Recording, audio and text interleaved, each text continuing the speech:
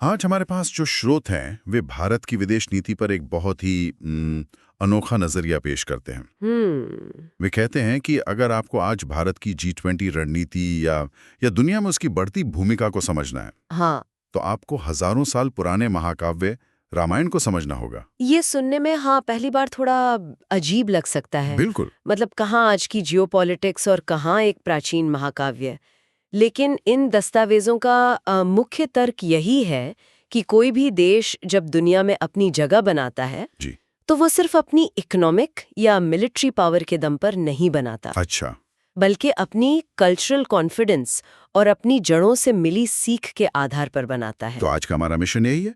हम इन स्रोतों की मदद से ये देखने की कोशिश करेंगे कि क्या उभरती शक्ति से अगवा शक्ति बनने के सफर में भारत की विदेश नीति वाकई अपनी सांस्कृतिक विरासत से प्रेरणा ले रही है। चलिए इस दिलचस्प अर्क को परत दर परत खोलते हैं। तो सबसे पहले इन स्रोतों की शुरुआत एक बड़े दावे से होती है। हाँ। कि जिस नए भारत के उदय की बातें दशकों से चल रही थी, वो अब सिर्फ बातें नहीं हैं। वो अब एक हकीकत है। हाँ, एक हकीकत है। दुनिया में जब हर तरफ उथल-पुथल मची है, भारत इस बीच एक स्थिर और महत्वपूर्ण खिलाड़ी के तौर पे अपनी जगह बना रहा है। यहाँ ये समझना जरूरी है कि ये बदलाव आया कैसे।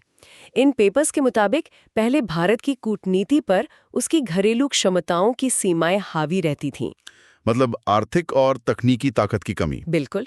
लेकिन अब कई चीजें एक साथ हो रही हैं, जैसे राजनीतिक स्थिरता, दुनिया की सबसे तेजी से बढ़ती बड़ी अर्थव्यवस्था, एक युवा आबादी और सबसे बढ़कर अपनी सभ्यता और संस्कृति को लेकर एक नया आत्मविश्वास। ये सब मिलकर उस नए भारत की नींव रख रहे हैं जिसकी बात हम सुन रहे हैं। और इसका असर तो साफ दिख रहा है। मेरा मतलब है, दुनिया की सबसे ज्यादा आबादी और 5वीं सबसे बड़ी अर्थव्यवस्था होने के बाद अब भारत को नजरअंदाज करना मुमकिन नहीं है। बिल्कुल मुमकिन नहीं है। स्रोत कहते हैं कि G20 की अध्यक्षता इसका सबसे बड़ा और ताजा उदाहरण है। सही बात है। और सिर्फ G20 ही नहीं, जो बात मुझे इन पेपर्स में दिलचस्प लगी वो ये है कि ये भारत की एक रक्षक या प्रोवाइडर वाली भूमिका पर बहुत जोर देते हैं। अच्छा, जैसे वैक्सीन मैत्री पहल को देखिए। जब दुनिया के बड़े बड़े देश वैक्सीन जमा कर रहे थे, भारत ने 100 से ज्यादा देशों को वैक्सीन दी। हाँ, ये तो बहुत बड़ी बात थी। और इस एक कदम ने उसे ग्लोबल साउथ मतलब विकासशील दुनिया के एक स्वाभाविक लीडर के तौर पर स्थापित कर दिया। और इसी तरह ऑपरेशन कावेरी, गंगा और अजय जैसे जो बचाओ अभियान हुए, हाँ, वो भी इसी नैरेटिव का हिस्सा है। ये अभियान सिर्फ अपने नागरिकों को बचाने का काम नहीं करते। तो फिर क्या करते हैं? ये दुनिया को और खासकर जब भारत के अपने लोगों को, अपने डायस्पोरा को एक संदेश देते हैं। क्या संदेश? कि सरकार के पास अब वो क्षमता और इच्छा शक्ति दोनों है कि वो दुनिया के किसी भी कोने में अपने लोगों के साथ खड़ी हो सकती है। ये बड़ी हुई ताकत का एक बहुत ही साफ प्रतीक है। ठीक है, तो हमने भारत की बढ़ती हुई क्षमता की बात की। अब G20 पर आते हैं, क्योंकि स्रोत इसे सिर्फ एक सफल आयोजन नहीं बल्कि एक मास्टर स्ट्रोक मानते हैं। हाँ, वो मानते हैं। इसे समझने के लिए उस समय की दुनिया की तस्वीर को देखना होगा। दुनिया दो बड़े टकराव में फंसी हुई थी। सही कहा। एक तरफ पूर्व पश्चिम का ध्रुवीकरण था, यूक्रेन युद्ध के बाद अमेरिका यूरोप एक तरफ और रूस चीन दूसरी तरफ। और दूसरी तरफ उत्तर दक्षिण का विभाजन था, यानी अमीर विकसित देश बनाम गरीब विकासशील देश। G20 की बैठक इस दोहरी खिंचतान के बीच हो रही थी। और ज्यादातर लोगों को लग रहा था कि कोई नतीजा नहीं निकलेगा। बिल्कुल। एक मिनट, तो G20 की रणनीति ये थी कि इन दोनों झगड़ों को एक दूसरे के खिलाफ इस्तेमाल करो। ये तो काफी साहसी सोच है। यही इन दस्तावेजों का मुख्य विश्लेषण है। वो कहते हैं कि विदेश नीति के लिए दुनिया का क्लिनिकल असेसमेंट करना जरूरी है। मतलब जोखिम और लाभ का हिसाब लगाना। हाँ बिल्कुल, ये शतरंज जैसा है जहां आपको एक ही समय में कई चालों के बारे में सोचना पड़ता है। भारत ने G20 का ध्यान यूक्रेन युद्ध की खींचतान से हटाकर वापस उसके असली मकसद पर लगाया, यानी विकास, कर्ज और तकनीक जैसे मुद्दे। बिल्कुल, जो विकासशील देशों के लिए सबसे जरूरी हैं। और इसी रणनीति का हिस्सा था अफ्रीकी संघ को स्थायी सदस्यता दिलवाना। स्रोत इसे एक बहुत बड़ी कूटनीतिक जीत बताते हैं, लेकिन क्यों? क्या ये सिर्फ एक प्रतीकात्मक कदम नहीं था? नहीं, ये प्रतीकात्मक से कहीं ज्यादा था। देखिए, इस एक कदम से भारत ने कई निशाने साधे। अच्छा। में स्थापित कर दिया। दूसरा, उसने G20 का एजेंडा तय करने की ताकत दिखाई। और तीसरा, उसने दुनिया को दिखाया कि समस्याओं को सुलझाने का एक इंडिया वे भी है, जो सबको साथ लेकर चलने पर विश्वास करता है, ना कि गुटबाजी करने पर। तो ये सिर्फ इवेंट मैनेजमेंट नहीं था? नहीं, ये एक सोची समझी स्ट्रैटेजी थी। ठीक है, तो G20 की सफलता और बचाव अभियान ये सब भारत की बढ़ती हुई कैपेबिलिटी को दिखाते हैं, लेकिन स्रोत कहते हैं कि इस क्षमता के पीछे एक सोच है, एक दर्शन है, और यहीं पर यह चर्चा एक बहुत ही आश्चर्यजनक मोड़ लेती है और रामायण की ओर मुड़ जाती है। हाँ, इन सभी वैश्विक रणनीतियों का रामायण से क्या लेना देना है? देखिए, लेखकों का तर्क है कि किसी भी देश की ग्रैंड स्ट्रैटेजी हवा में नहीं बनती, वो उसकी संस्कृति, इतिहास और कहानियों से निकलती है। यहाँ स्रोत भारत के 2 महाकाव्यों में एक दिलचस्प फर्क करते हैं। महाभारत को वो आम तौर पे रियल पॉलिटिक्स से जोड़ते हैं। रियल पॉलिटिक मतलब यथार्थवादी और शक्ति आधारित राजनीति, है ना? बिल्कुल। महाभारत को रियल पॉलिटिक इसलिए कहते हैं क्योंकि उसमें नैतिक दुविधाएं बहुत हैं। किरदारों को अक्सर नियमों को तोड़ना या मोड़ना पड़ता है, जैसे कर्ण को निहत्थे मारना या द्रोणाचार्य से छल करना। हाँ, ये सब बड़ी जीत के लिए नियमों की बलि चढ़ाने के उदाहरण हैं। लेकिन रामायण की कहानी बिल्कुल अलग है। कैसे? इन स्रोतों के अनुसार रामायण नियमों को तोड़ने की नहीं, बल्कि नियम आधारित व्यवस्था यानी रूल्स बेस्ड ऑर्डर को स्थापित करने की खोज की कहानी है। नियम आधारित व्यवस्था, ये तो आज की अंतर्राष्ट्रीय कूटनीति में सबसे ज्यादा इस्तेमाल होने वाला शब्द है। जी। तो स्रोत ये कह रहे हैं कि रामायण सिर्फ एक धार्मिक कहानी नहीं, बल्कि गठबंधन बनाने, सद्भावना का लाभ उठाने और अपनी प्रतिबद्धता निभाने की एक स्ट्रेटेजिक प्लेबुक है। आप इसे ऐसे ही समझ सकते हैं। स्रोत राम राज्य के विचार को सिर्फ एक धार्मिक कल्पना नहीं, बल्कि सुशासन और एक आदर्श नियम आधारित व्यवस्था के शिखर के रूप में देखते हैं। अच्छा। कहानी का हर हिस्सा एक सीख देता है।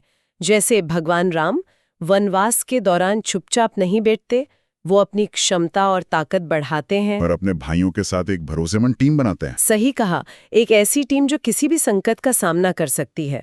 और फिर जब संकट आता है, मतलब सीता का अपहरण होता है, तो उनकी प्रतिक्रिया सिर्फ भावुक नहीं, बल्कि पूरी तरह से सैन्य और रणनीतिक होती है। ये एक जबरदस्त तुलना है। तो आज के भारत के लिए, मतलब एक उभरती हुई शक्ति के लिए, इसमें क्या ठोस सबक हैं? स्रोत हनुमान के चरित्र को एक आदर्श राजनयिक के रूप में पेश करते हैं। हाँ। हनुमान के किन गुणों की बात हो रही है? क्या ये उनकी बुद्धिमानी है, उनकी निष्ठा, या संकट में रास्ता निकालने की उनकी क्षमता? ये सभी गुण। लेखक हनुमान को सिर्फ एक भक्त या दूत के रूप में नहीं देखते, वो एक आदर्श डिप्लोमैट, इंटेलिजेंस ऑपरेटिव और स्ट्रेटेजिक एडवाइजर का मिश्रण है। जरा विस्तार से बताइए। सोचिए, वो अकेले विशाल समुद्र पार करते हैं, ये उनकी क्षमता है। वो सीता का पता लगाते हैं, ये खुफिया जानकारी जुटाना है, इंटेलिजेंस गैदरिंग। हाँ। वो रावण की सभा में निडर होकर राम का संदेश देते हैं, ये डिप्लोमेसी है। वो लंका जलाकर दुश्मन की ताकत का अंदाजा लगाते हैं और उसकी हिम्मत तोड़ते हैं, ये साइकोलॉजिकल वॉरफेयर है। और लौटकर वो राम को सिर्फ जानकारी नहीं देते, नहीं, बल्कि आगे की रणनीति पर सलाह भी देते हैं। आज के एक प्रभावी राजनयिक को ये सभी भूमिकाएं निभानी पड़ती हैं। वाकई इस नजरिए से देखें तो ये तुलना बहुत सटीक बैठती है। और क्या सबक हैं जो एक उभरती हुई शक्ति रामायण से सीख सकती है? कई हैं, एक एक करके देखते हैं। पहला और सबसे जरूरी है भरोसेमंद दोस्त और गठबंधन का महत्व। राम अकेले रावण से नहीं लड़ सकते थे। उन्होंने सुग्रीव, जामवंत और यहाँ तक कि रावण के भाई विभीषण के साथ भी गठबंधन बनाया। ये आज की दुनिया के क्वाड या I2U2 जैसे गठबंधनों की जरूरत को दर्शाता है। बिल्कुल। दूसरा सबक है रणनीतिक आत्मसंतोष से बचना। रणनीतिक आत्मसंतोष, इसका क्या मतलब हुआ? इसका मतलब है अपनी स्थिति को हल्के में ना लेना, हमेशा चौकन्ना रहना। शायद राम का सोने के हिरण के पीछे जाना एक पल का रणनीतिक आत्मसंतोष ही था, जिसका नतीजा सीता का अपहरण हुआ। सही। आज के संदर्भ में इसका मतलब है कि एक देश चाहे कितना भी शक्तिशाली क्यों ना हो, उसे अपने पड़ोस और दुनिया में हो रहे बदलावों को लेकर कभी भी लापरवाह नहीं होना चाहिए। और तीसरा सबक? तीसरा सबक सूचना आधारित युद्ध या इंफॉर्मेशनलाइज्ड वॉरफेयर का है। ये शब्द सुनने में बहुत 21वीं सदी का लगता है, लेकिन इसका सिद्धांत बहुत पुराना है। कोई भी बड़ा कदम उठाने से पहले खुफिया जानकारी इकट्ठा करना। राम ने युद्ध शुरू करने से पहले हनुमान को लंका भेजा। अति उन्हें दुश्मन की ताकत, उसकी कमजोरियों, उसकी राजधानी के नक्शे, हर चीज की पूरी जानकारी मिल सके। बिल्कुल।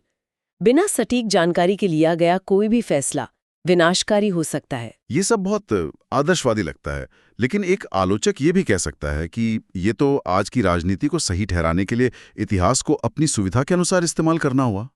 क्या स्रोत इस बात पर कोई सफाई देते हैं? क्योंकि अंतर्राष्ट्रीय संबंधों में नैतिकता हमेशा सीधी और सपाट तो नहीं होती। ये एक बहुत जरूरी सवाल है और दिलचस्प बात यह है कि स्रोत इस जटिलता से भागते नहीं हैं। अच्छा। वे वाली और सुग्रीव की लड़ाई में राम के हस्तक्षेप का जिक्र करते हैं, जहां राम ने वाली को छिपकर मारा था। ये एक ऐसा कदम था जिस पर नैतिक सवाल उठाए जा सकते हैं। और उठाए भी जाते हैं। हाँ। तो स्रोत ये मान रहे हैं कि विदेश नीति में हमेशा नैतिक रूप से 100% सही होना संभव नहीं है, कि कभी-कभी बड़े लक्ष्य के लिए मुश्किल फैसले लेने पड़ते हैं। बिल्कुल। लेखक का तर्क है कि यह घटना दिखाती है कि अंतर्राष्ट्रीय संबंधों में आदर्शवाद और यथार्थवाद के बीच संतुलन साधना कितना मुश्किल होता है। राम का लक्ष्य था सीता को छुड़ाना और अधर्म को हराना।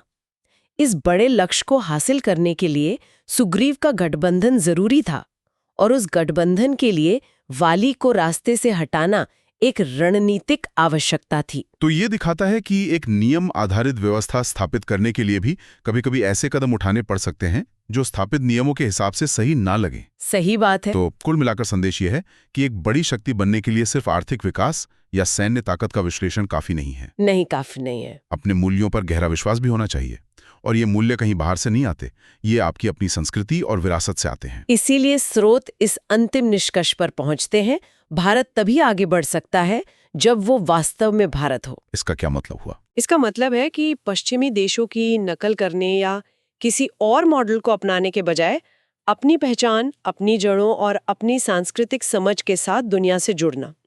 रामायण से प्रेरणा लेना इसे वास्तविक भारत होने का एक प्रतीक है। तो आज हमने देखा कि कैसे भारत की वैश्विक भूमिका बदल रही है।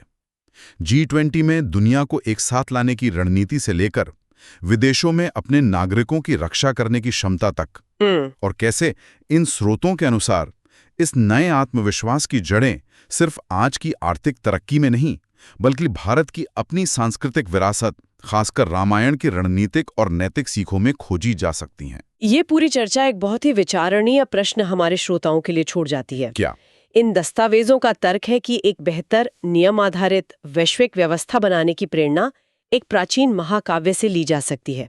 अगर ये सच है तो आज की दुनिया की अन्य बड़ी और जटिल समस्याओं, जैसे कि जलवायु परिवर्तन, आर्टिफिशियल इंटेलिजेंस की नैतिकता या वैश्विक स्वास्थ्य संकट, हाँ, इन सब के समाधान के लिए दुनिया की विभिन्न संस्कृतियों और प्राचीन विरासतों में और कौन सी रणनीतियां, मूल्य और कहानियां छिपी हो सकती हैं जिन्हें हम अभी तक नजरअंदाज कर रहे हैं।